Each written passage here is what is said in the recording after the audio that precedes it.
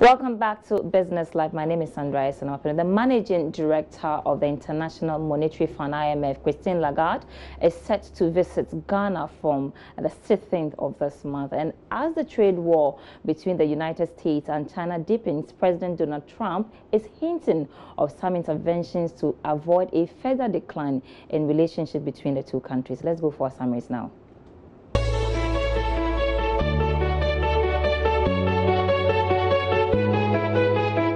The Managing Director of the International Monetary Fund, Christine Lagarde, is set to visit Ghana from 16th to the 18th of December 2018. The visit comes weeks ahead of Ghana's completion of the IMF program. Deputy Information Minister Pius Enam Hajide, who disclosed this at a press briefing in Accra, said a visit of the IMF boss marks an appreciation of Ghana's policy direction and solid economic fundamentals. Mr. Hajide said on Monday, December 17, Madame Lagarde will participate in the Future of Work in Sub-Saharan Africa Conference in Accra. The one-day conference is an opportunity for the Managing Director to engage with thought leaders and influencers from Sub-Saharan Africa on the future of work. The Ghana Stock Exchange has failed a historic test of raising a combined amount of 4.7 billion Ghana cedis in 6 months due to low investor interest in the buzz occasioned by the closure of 7 banks. Another contributing factor was the high yields on government securities, which make them a better alternative for investors seeking firm security and handsome returns for their investment. At the end of the last offer in November, data from the GSC showed that the market had successfully raised 1.8 billion Ghana cedis for Republic Bank, Societe Generale, and Access Bank and telecom giant MTN, representing just 38% of the amount that the listed firms and new entrants were hoping the GSC would raise for them. A group calling itself the Financial Literate Generation has described as positive and innovative moves by Energy Bank and First Atlantic Bank to merge.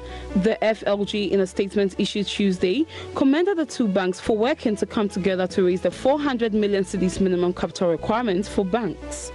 It described the merger talks as a fair deal that would benefit all stakeholders of the banks, especially those who envisage better returns when the approval comes from the regulatory body, Bank of Ghana. First Atlantic Bank has formally notified the Bank of Ghana over its planned merger with Energy Commercial Bank. Airline earnings are set to return to growth in 2019 after stuttering this year, boosted by lower jet fuel costs and expanding economies, the International Air Transport Association said. Industry-wide net income should jump 10% to $35.5 billion, with North America accounting for almost half of the total and Europe held back by fuel hedging positions that will delay gains, according to the trade group. All regions apart from Africa should show positive figures. The upbeat outlook assumes an average oil price of $65 a barrel versus $73 this year, as well as global economic growth of 3.1%. That should produce an average net profit for airlines of $7.75 per departing passenger, up 30 cents, though IATA cautioned that trade wars and Brexit could curb gains. Donald Trump says he could intervene in the case of Huawei executive Meng Wanzhou if it helps to avoid a further decline in U.S. relations with China.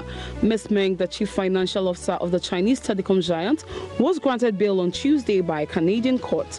She was arrested on December 1 and could be extradited to the U.S. to face 4 charges linked to the alleged violation of sanctions on Iran. Ms. Meng, who is 46 years old, denies any wrongdoing and has said she will contest the allegations. She is the daughter of Huawei's founder, and her detention, which comes amid an increasingly acrimonious trade dispute between Washington and Beijing, has angered China and soured its relations with both Canada and the U.S.